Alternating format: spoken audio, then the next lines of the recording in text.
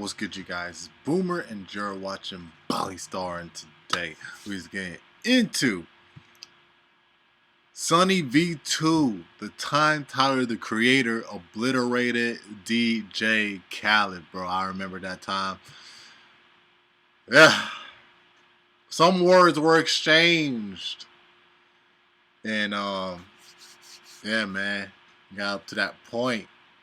Well, it didn't really get up to that point, but you know what I'm saying? It did let us know that, hey, these two, you know what I'm saying, are in a slight competition. So, yeah, man, let's get straight on into it. Make sure to leave a like for the video if you enjoy, subscribe if you're new, so that we join up with the all-star gang up in this thing. Let's get straight on into it, man. Let's go.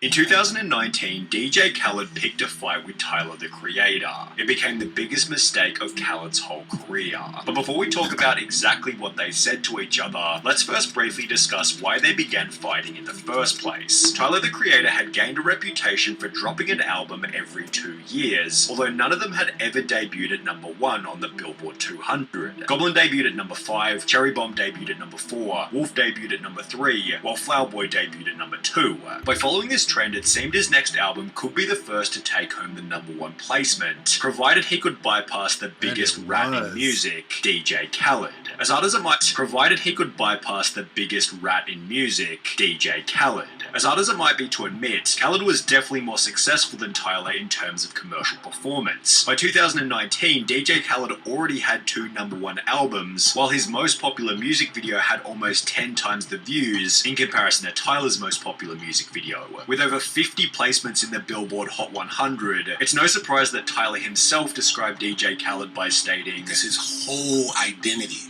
is being number 1. Is we the best, we the number 1. Which is without a doubt the position that DJ Khaled was hoping for when he began to work on another album for release at the same time as Tyler's next project. Titled Father of Assad, DJ Khaled's album was what you might call commercially perfect, with a feature from a massive artist on every single song. Jay-Z, Future, Beyonce, Chris Brown, Lil Wayne, Justin Bieber, Travis Scott and Post Malone on the same song. The album even had a feature from Nipsey Hussle at a time when he was already dead. On top of this, every song had a full team of writers, while in addition to DJ Khaled, almost every track also featured at least 3 producers. When considering his history, the names and the clear work that had gone into Father of Assad, DJ Khaled likely thought that he'd easily cooked up another 1 album when it finally dropped on the 17th of May 2019.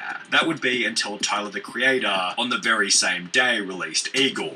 Igor had a much deeper story than any of Tyler's previous albums, characterized primarily by his ridiculous blonde wig, worn not for some deep thematic reason, but rather because Tyler simply liked it. Where did the idea for the wig come from? What is Igor? Like, why are we looking at you the way we are? Bro, I just thought it was cool. The tracklist itself was only made cooler by the fact that each song was written and produced solely by Tyler, which when tied in with a unique, recognizable album cover, gave it the strength to beat DJ Khaled. Igor number 1, Father of Assad. Song was written and produced solely by Tyler, which when tied in with a unique, recognizable album cover, gave it the strength to beat DJ Khaled. Igor number 1, Father of Assad number 2, a result that seemed to surprise even Tyler himself. And this is no disrespect to Khaled or anyone. Everyone, Cardi B, 21 Savage, Travis Scott, Post Malone, Beyonce, Jay, everyone who sells billions of records, and the fact that I beat him with this was crazy, bro. Tyler's win was covered in news article after news article and celebrated by those rooting for the underdog. Imagine having 20 features on your album just for number 2 to a man with a synth edition. Igor out now. Although if there was one person who wasn't too happy about the final result, it was definitely. It's not like Khaled has a commercial base. Tyler has a core fan base, like a big core fan. Like, dude has his own festival, bro. So he has a core, a huge core fan base that can rival a public fan base. You know what I'm saying? DJ Khaled. DJ Khaled reportedly freaked out on his label when his album failed to debut at number 1. Various sources have now told Page 6 when his album failed to debut at number 1. Yeah, I heard Various about that. sources have now told Page 6 that Khaled stormed into his label offices and threw a temper tantrum upon learning that Father of Asad would debut at number 2. Per one source, Khaled stormed into Epic with an entourage. He was angry and yelling. Another source added this: he was furious. There was some nasty stuff said. Publicly, he's all about positivity, but there is a mean side to him that people don't see. He overhyped the record and blew it up as his biggest album ever, with this article prompting an instant response from the public, in comments roasting DJ Khaled such as, "Just a thought here, maybe make music that doesn't suck? Who knew DJ Khaled had a vocabulary big enough to even express anger? Was about to say we the second best music, but somebody already did that one." Then again, if there's anything I've learned from DJ Khaled, it's to take credit from other people's work by screaming something loudly. As DJ Khaled's temper tantrum began to go viral, he'd backpedal in the face of criticism by stating that apparently he was only annoyed at Billboard. DJ Khaled's reported anger about the sales of his album have nothing to do with the success of Tyler the Creator, which seemed to clear DJ Khaled of any wrongdoing until he'd post this video on his Instagram story just a few hours later. I make albums so people can play it and you actually hear it. You know, drive in your car, you hear another car playing it. You know, go to the barbershop, you hear them playing it. You know, turn the radio on and you hear them playing it. You know, it's playing everywhere. It's called great music. It's called albums that you actually hear the songs. Not no mysterious shit and you never hear it. All it took was a single On number the 2 dome. placement for Khaled's facade of positivity to completely and utterly crumble. You should never complain. Complain is a weak emotion. Without saying Tyler's name, DJ Khaled implied that Igor wasn't real music, as it was mysterious, you apparently couldn't hear the songs, and it wasn't being played by the cars around him or in any barbershops. His irate video was reposted to YouTube and Twitter, where it received over Like I said, 65,000 likes whilst fan receiving base. comments There's such really as, much "For fan someone base. blessed and humble, he out sounds in the bitter. public. Man, I was at my barbershop just this past Friday, and they weren't playing his album either." Went from we the best to we depressed, leading DJ Khaled to remove the video almost immediately. However, it was too late. Everybody had already seen it. no, he The left media that for a began to couple weigh in days. on Khaled's bitterness by I think it stating, was "What the a few days. DJ/producer/not very inventive hype man seems to have missed though, is the fact that the exposure of a record is literally what gets it on the charts. Tyler's album simply did better. The fact is, grabbing a bunch of the most hype names in hip-hop, slapping them on a fairly generic trap beat, and introducing each song with the same soundboard another one, literally just doesn't stack up against Tyler the Creator's innovative songwriting, production, and visuals, while YouTubers such as Anthony Fantano completely mutilated Khaled by stating this. This metric of, well, if they're playing it in the barbershop, the album's gotta be hot. That's kind of an old way of looking at things. Khaled's indignant whining and complaining here is disgusting. And all it really shows at the end of the day is how out of touch he is. You can't just assemble Cardi B and 21 Savage onto a And generic I don't really agree with Fantano a lot. Barely even at all. But, yeah. ass trap beat and expect people to love you and praise you and think you're Probably a one of the genius only and think times you're I agree with amazing. him. Things became even worse down in the comment One of the section, only times. where one user highlighted, "It's worth mentioning that when Tyler dropped Flower Boy, it debuted at number 2 behind Lana Del Rey's album by just over 1,000 units. Instead of being upset, he congratulated Lana and continued to flex his artistry even more with Igor, showing that Tyler acted humbly when placed in the same position. Therefore, everybody began to wonder." Well, here's the thing. Tyler came up.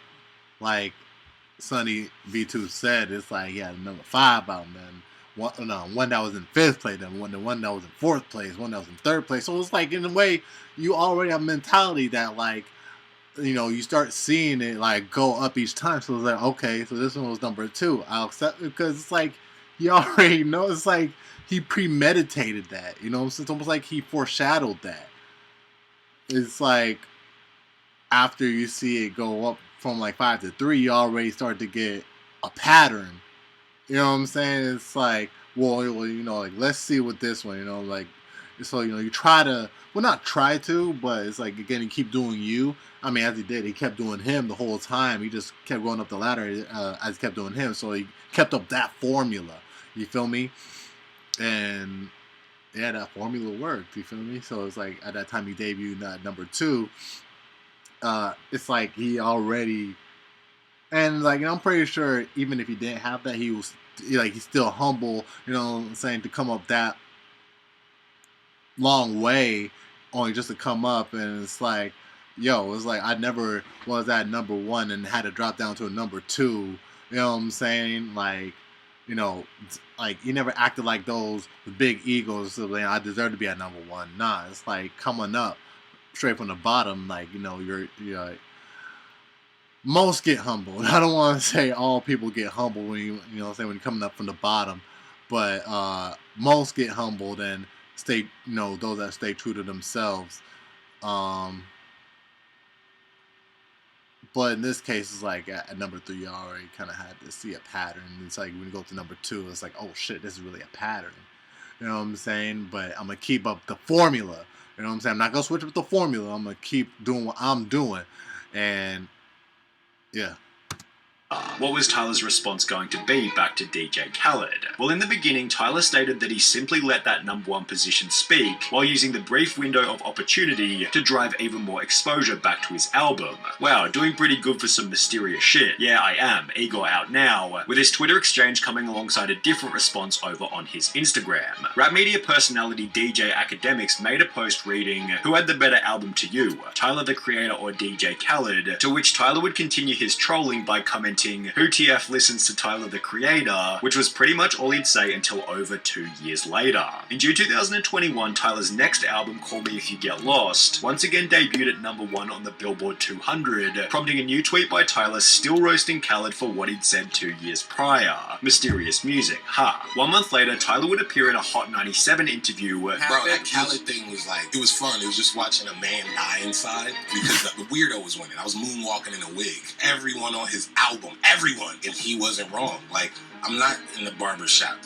I'm not at the club. I'm not skitty. I'm not in the back of the Maybach. So for some guy like that to kind of indirectly be like, that ain't real rap, that ain't real black music, that's what it felt like. However, this story actually has somewhat of a happy ending.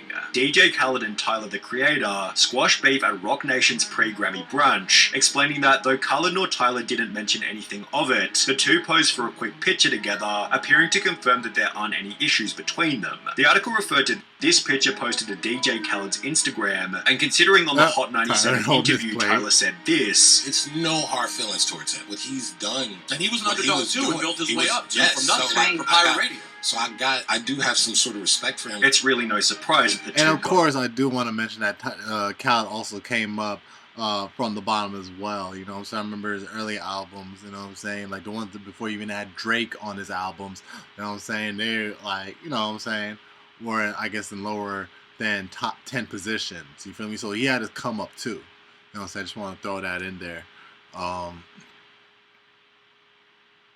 But like I said, like, most know themselves enough to be humbled even when, you know, put in such a high positions, you know what I'm saying, especially when they work for it, you know what I'm saying. Some still remain humble, and some don't, you know what I'm saying.